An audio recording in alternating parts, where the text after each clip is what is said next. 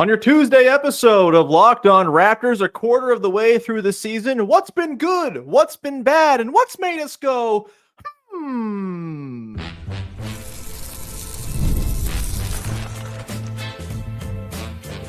You are Locked On Raptors, your daily Toronto Raptors podcast, part of the Locked On Podcast Network. Your team every day. Hey! What's going on? And welcome to another episode of Locked On Raptors, part of the Locked On Podcast Network, your team every day. It is Tuesday, December the 3rd, and I'm your host, Sean Woodley. I've been covering the Toronto Raptors now for 11 seasons on various platforms. You can find all my work over on Blue Sky at woodleyshawn.bsky.social. You can find the show on Instagram at Locked On Raptors, and you can join our beautiful, harmonious, most of the time, Locked On Raptors Discord. Link in the description of the podcast. Come hang out. Great little listener family we got building around the show, full of sickos just like you who love the podcast and who want to roast me for my very correct takes for some reason. But you can come and join the group of people who are wrong all the time over in the Discord. Of course, you can support the Locked On Raptors daily newsletter as well. There's a newsletter for every NBA team with the Locked On brand right now. And the Raptors one is, if you just go to the QR code, if you're watching on YouTube, there's a QR code in the bottom of the corner of the screen. You can go and click through there and subscribe, or you can just go to the link in the description if you're listening and click through and subscribe there as well. It's 100% free. You get me 5 days a week with original writing, Katie Heindel 4 times a week, Michael Shearer once a week, Josh Lloyd fantasy tips. There's no reason to not subscribe.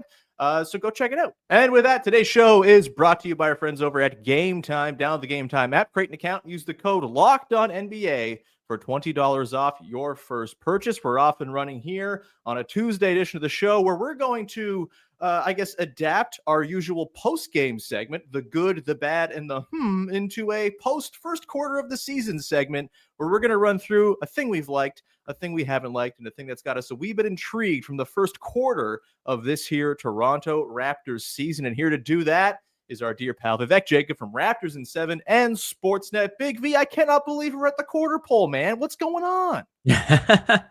Time flies when you're having fun. And they're so fun. They're terrible. They're so fun.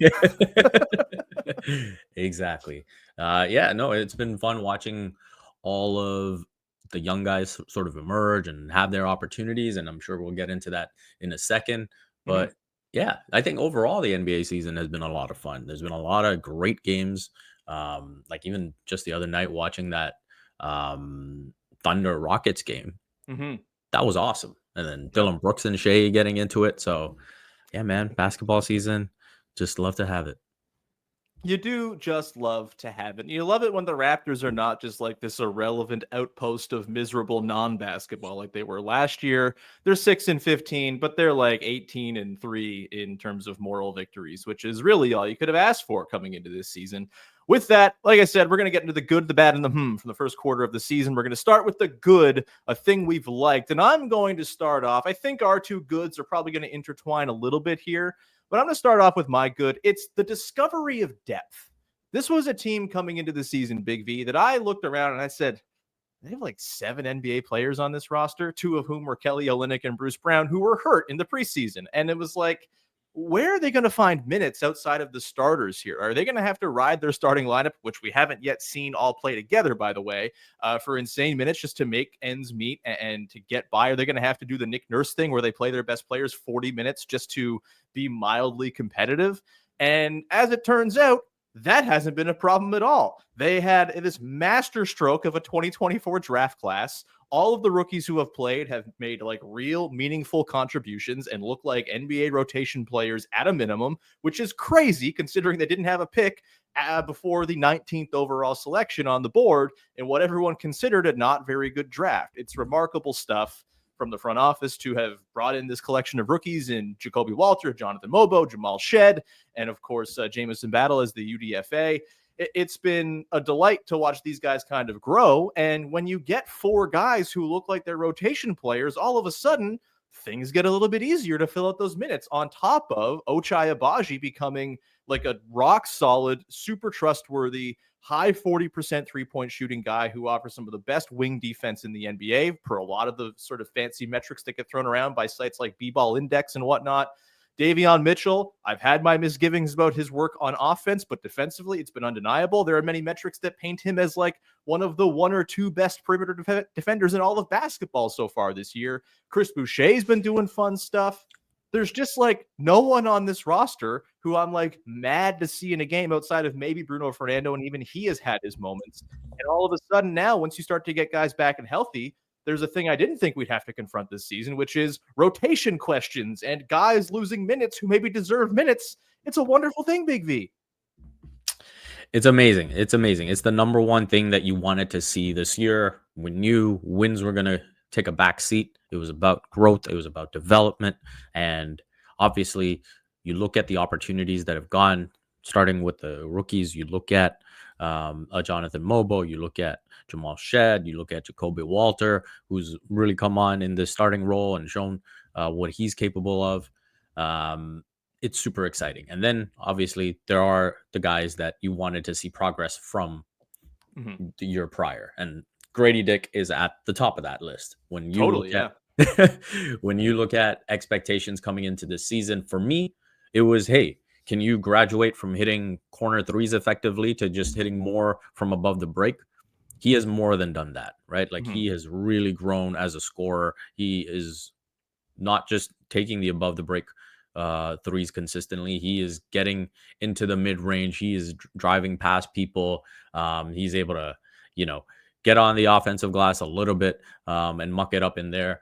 So I think he's been awesome. If you looked at most expectations coming into this season, it was probably like, hey, he might average like 11, 12 a game. And obviously I set the over-under at 11.5 in our preseason over-unders episode, and everyone roasted me for it. Rightfully so, apparently.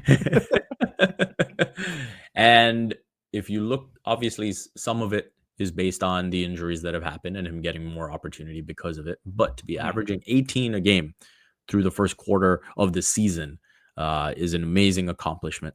Then there's my guy, Ochai Agbaji, who came in with very, very low expectations because he set them that way with the way he played in Summer League.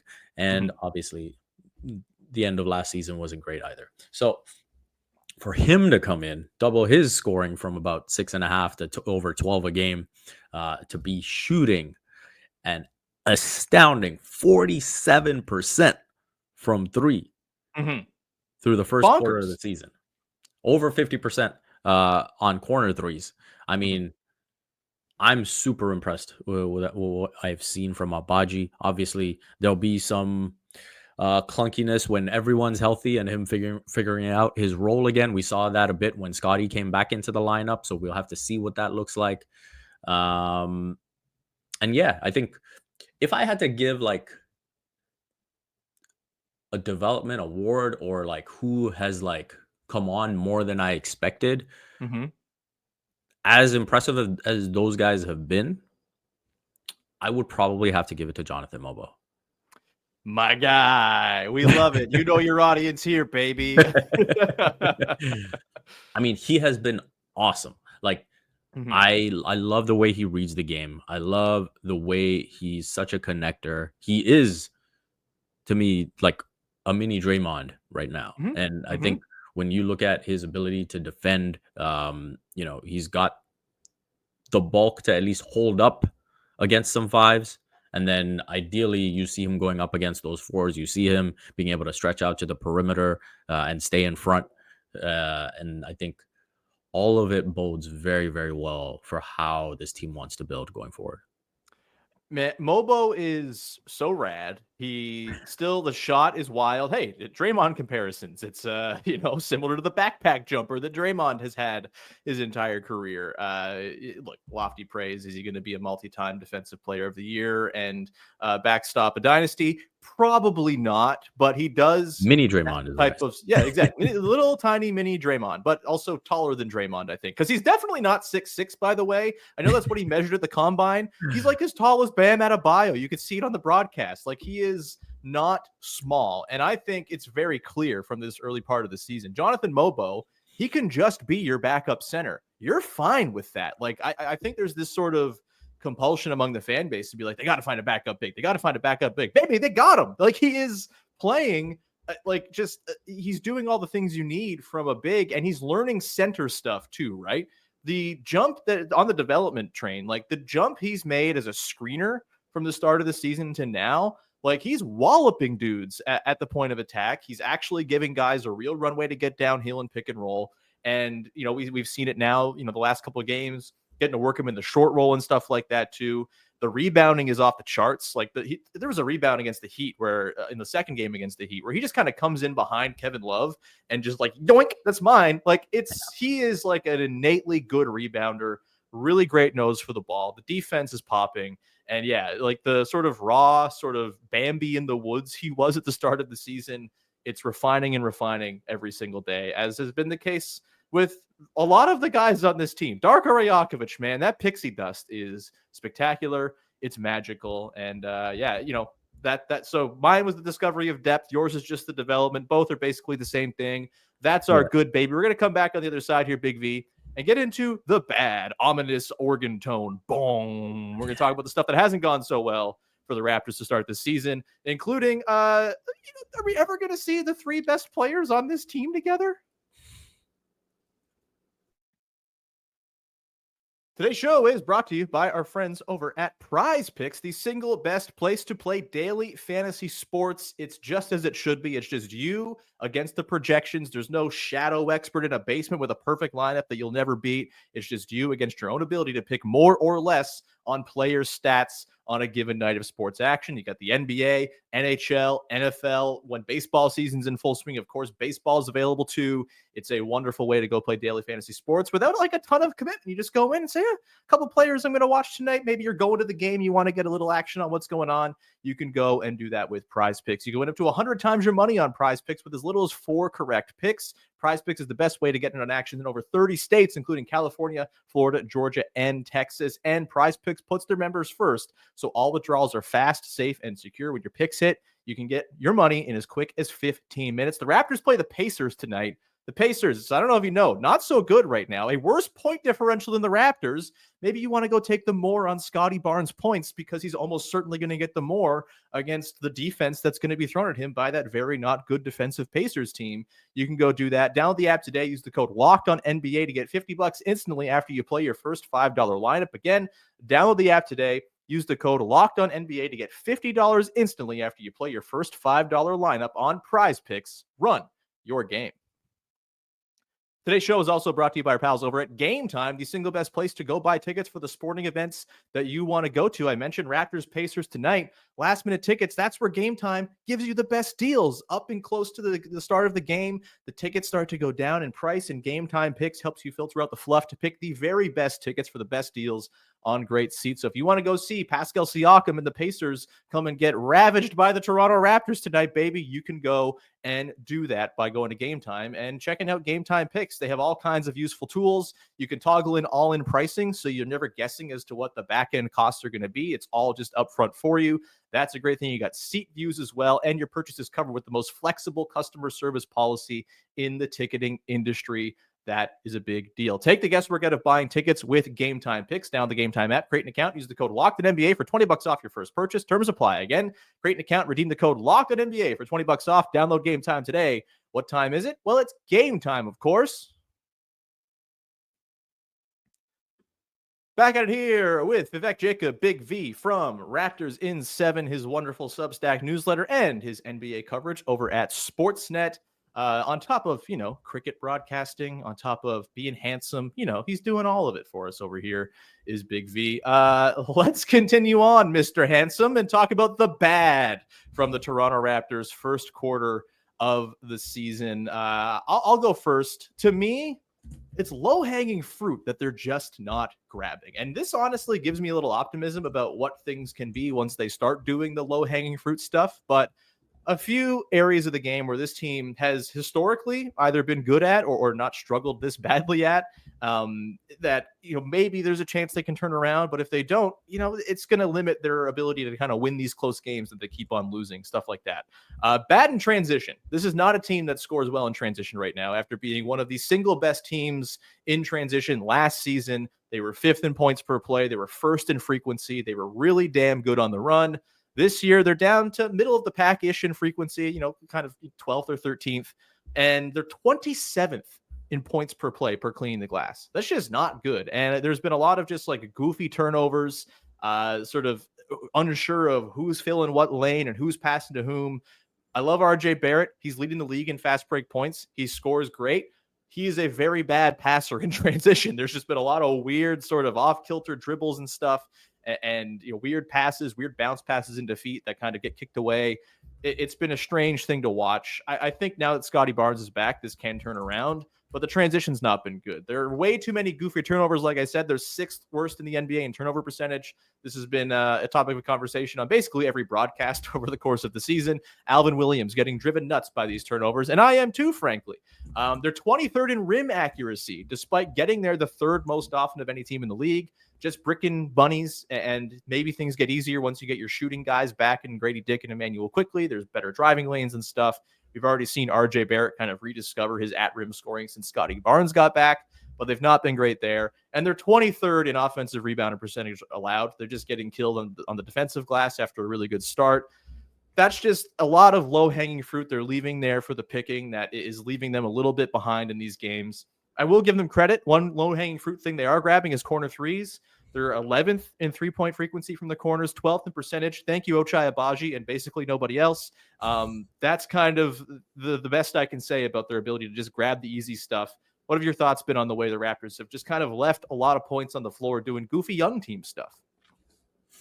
They're young, and that's what happens. Yeah. I think they've just had a lot of like learning and development mistakes. And I think when you look at the turnovers that they've had, when you look at the fouling that we saw early in the season, that's started to come down a little bit. But I think you see those mistakes that you wouldn't expect from a veteran team, right? And as much as we praise the development, this is part of the process as well. And so I do think that,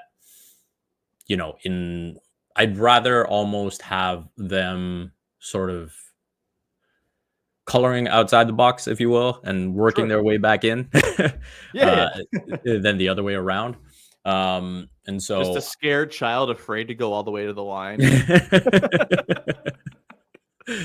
And so I think that part of it, when they have good ideas that just don't come off, I'm like, okay, that's going to happen. I think, depending on who it is, you want to see it start to scale back a little bit. I think Scottie is maybe an example where, okay, it's we've seen enough of those mistakes on passes that aren't really there, but he's still trying to force it through, and that's where you'd like to see that continue to maybe like curtail.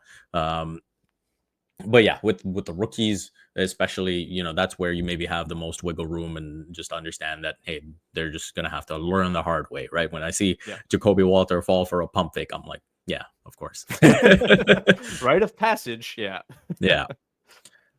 No, it's well taken, right? Like this is part of the deal when you're doing a whole lot of development with a whole lot of young guys. And like I said, I think this is something to kind of be optimistic about, because if they can start to clear up some of this stuff and not be like top of the league good at any of them, but just be middling, then all of a sudden some of their results start to flip, and you're not a 6-15 team in your next 21 games, right? Like there's a better record to be had here, considering the process of a lot of what's going on. What you got for your bad so far this season? Well, I think for all the development that we wanted to see, what we also really, really wanted to see was Scottie Barnes, Immanuel Quickley, and RJ Barrett on the court together. And that has just not been the case this season. That has not been the case pretty much since the time that Pascal Siakam left. And there was that sweet February last year, baby. Really big, wholesome sample we could definitely feel good about.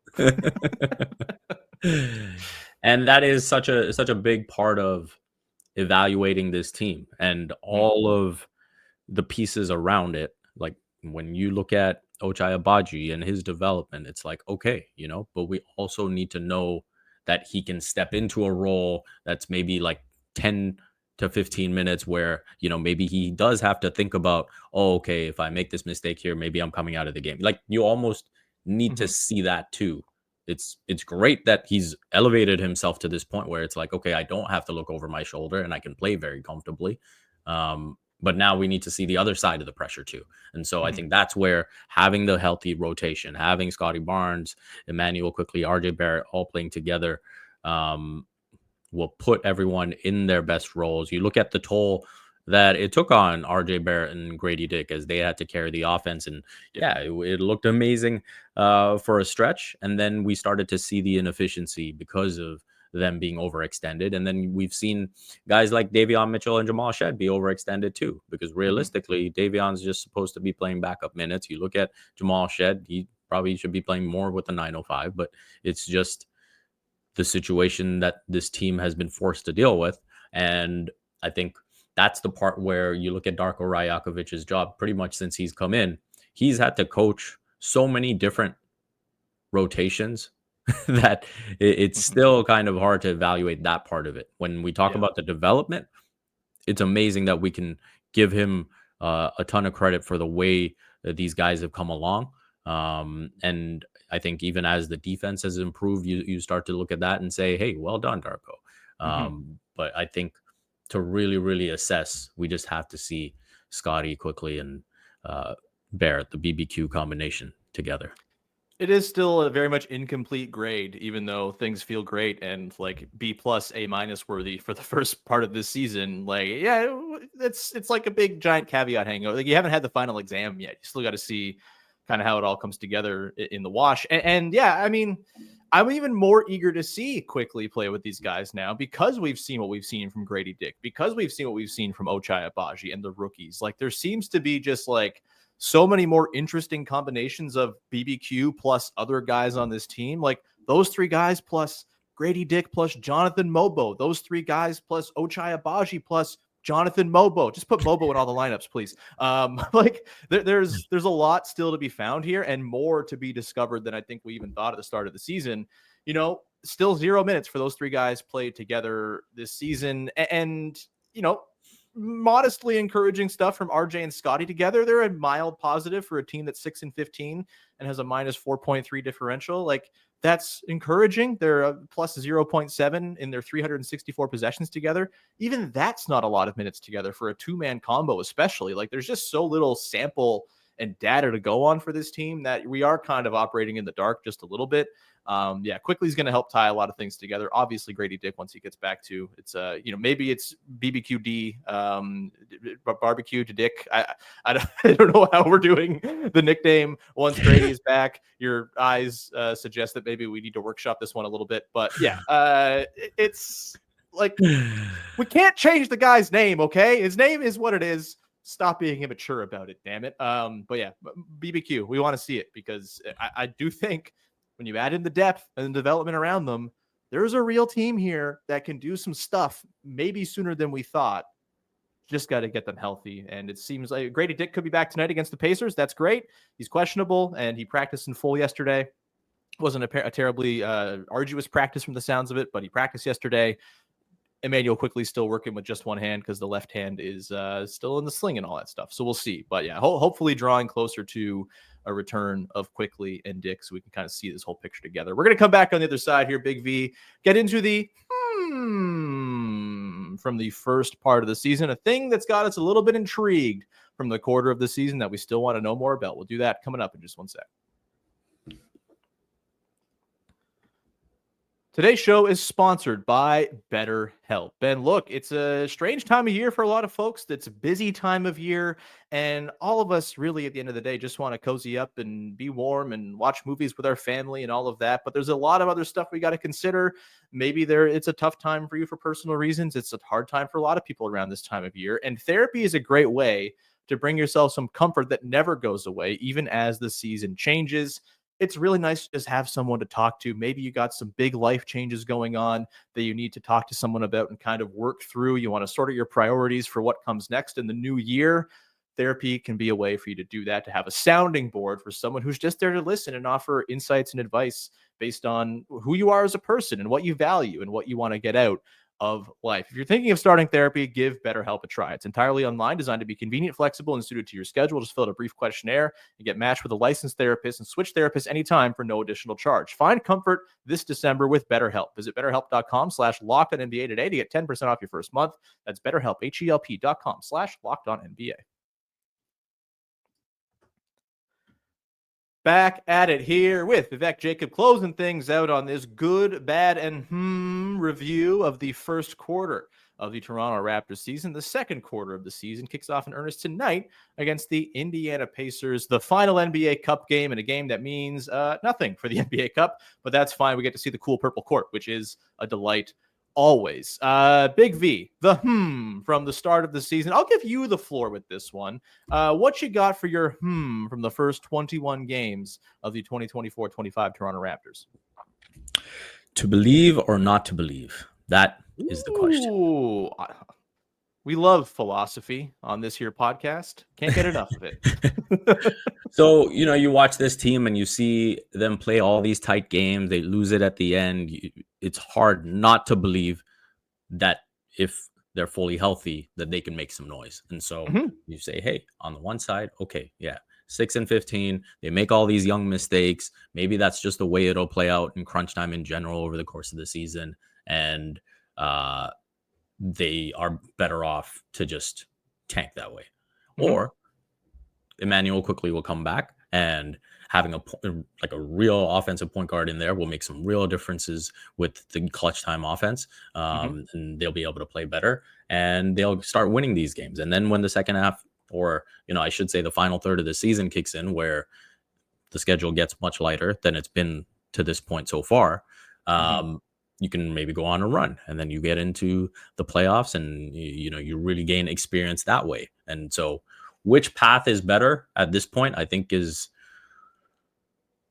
extremely in the category. And so that's why I'm here wondering what the better option is. Yeah, and I think right now, it is kind of at a perfect spot where, I don't think either way is wrong or bad. I know there are the tank people who want to see them optimize their draft pick as best they can, which fair enough. It's a perfectly viable way to go build your team, is to prioritize the draft and hope you get lucky. There is a whole lot of hoping you get lucky when it comes to that path, as there isn't any path in team building, because it's all very luck based as far as when it comes to acquiring high end, championship altering talent and all that stuff. There's luck baked into all of this stuff. I think because they're so far back at 6-15, they have such a hole to dig out of. To me, if they dig out of this hole and find themselves in the playoffs, or even the high end of the play-in, to me, that suggests that the things that have happened to get from here to there are so encouraging and so promising that it changes the way you view their needs in the draft, right? And they're still going to have their draft pick. They might have a really good pick from the Pacers next season, by the way. The Pacers look like a butt, which sure are making me look dumb for hating the Pascal Siakam trade right now, even though I still hate it as an enterprise of the soul. But yeah, I think that it's a no lose situation. I wrote about this in the Toxic Positivity Friday in the newsletter a couple weeks back. Just whatever happens here, if they keep on losing these close games, but their competitive spirit doesn't die out, which I don't think it's going to, because this is a team that just has try hard baked into its bones. If this is just how it goes and they win 24 games by season's end while continuing this familiar script, I think that's perfectly fine. And you get a really nice draft pick reward for it at the end in a draft that seems to have a lot of interesting talent at the top. If they go and do the thing and push into the playoffs from being 6-15 to start, that's also awesome and puts them in a really good position to get aggressive this summer. All of a sudden, we talked about it. They have 13 rotation players. There's a consolidation trade there waiting to happen, perhaps this summer or the summer after, or in the middle of next season. And the avenues to star accrual are different, but still there. And so, yeah, I'm firmly in the, yes, it's a right now, but I'm not sitting there going to bed concerned about it at night, because I think whichever way it tilts is fine and exciting and has reasons to be excited and reasons to be a little bit sort of, oh, okay, maybe that's not the best. But it's let the team show you what it is, I guess. And I think the one thing we've clearly seen is they don't need to engineer anything. Just let the team play, see what they are, and live with those results. And that, I think, is the way to approach this season. Like, maybe you get to the last couple weeks, if you're out of the play-in conversation, you tank the last week or two to better your position. That's one thing. But if they're like in a play-in spot and they're going and actively trying to lose the last 20 games against a cream puff schedule, that's a problem. I think that's lame. And I think that it runs counter to kind of collecting the information you're trying to collect about this team. But it's a well stated by you, Big V. I have just a small, like very niche that I want to get to here. Big V, the Raptors have been really bad against zone defense for years now, right? Not having a lot of shooting typically makes it so you're very prone to getting zoned up. And the Raptors have been awful. The Miami Heat mostly have been the team that have exposed this in recent years. And I found over the weekend against the Heat, there were some moments where it didn't look great. Friday in particular, they got zoned up a little bit and they kind of had some trouble. But overall, didn't feel like the Heat, A, leaned on it as much as they usually would. And B, it felt like when they did, the Raptors were able to find ways around it, right? Their passing level, just as like a team, feels very high, which is useful in a zone, even when you don't have a lot of three-point shooting to kind of offset it. Are the Raptors solving zone, I guess is my because I looked in the numbers yesterday. Shout out to our pal Matt Moore, who pulled some synergy data for me and passed it along. A very tiny sample, just 3.3 possessions per game. So about 60 possessions, just over 60 possessions for the season, maybe 70. My math is bad. Of the Raptors getting zoned up. And in that time, the Raptors are the number 6 most zoned up team in the NBA. And they're 5th in points per possession. 5th. 1.29 points per possession against zone. This is unheard of for the Raptors. They're usually terrible against zone. And it's got me thinking, like, have they sort of figured out a little bit with the combination of a little bit of extra shooting? Grady Dick before he got hurt. Quickley when he's healthy, obviously, is a big deal. It's really hard to zone up a Quickley team because he's just going to let it fly and he's going to burn you. You've got Ochai Agbaji hitting everything from the corners. You got Jacoby Walter now. You have the eagerness of RJ Barrett and Scottie Barnes to at least put them up, even if they're not always going to go in. And then you have so much collective passing talent between Barnes, Barrett's leap he's made in that regard.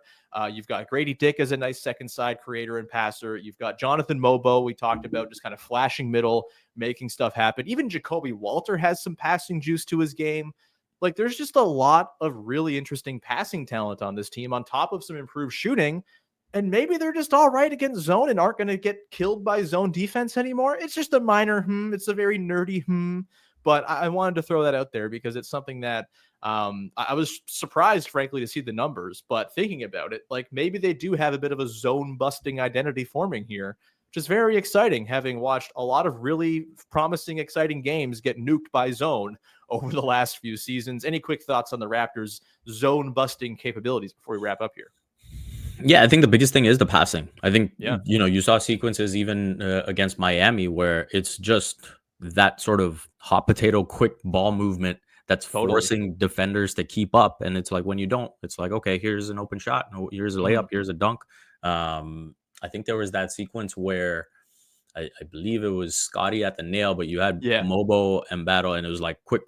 And then you get it to Boucher in the dunker spot, and he's got a nice dunk for himself. And I think that sort of summarizes exactly what the Raptors have been able to do against the zone this season. And then you have a guy like RJ, who you can just get the ball to, and he's just, hurtling towards the rim, and that's just tough to deal with. So I think those two elements have been big for the Raptors. And then, when Grady Dick has been healthy, he is about as good a zone buster as it gets with the way he especially above the break too, right? Like, he's letting it rip from above the break, which he didn't do last year, as you alluded to earlier. And that is food for an offense trying to beat up a zone. Did I make that analogy right? I don't know. Either way, we're going to leave it there before we can examine my poor use of the English language anymore. Thanks so much for being here, Big V. It was lovely to chat with you. I feel like I was shot out of a cannon today. I was very excited to talk about this team after a quarter of the season.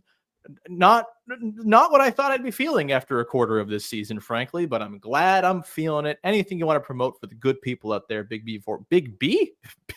That's a chain of convenience stores. Big V, before we round up here. Let's see. What did I do? So recently for Sportsnet, the last thing I did was the biggest surprises and disappointments through the first quarter of the season. So you can go check that out. If you like, I've got my usual Raptors in 7 stuff coming out, and obviously I'll have some takeaways on the Pacers game that's coming up.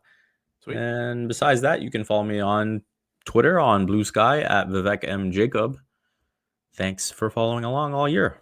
Yes, thanks to everyone who rocks with our work. It's very much appreciated. Speaking of subscriptions, go subscribe to the Locked On Raptors newsletter.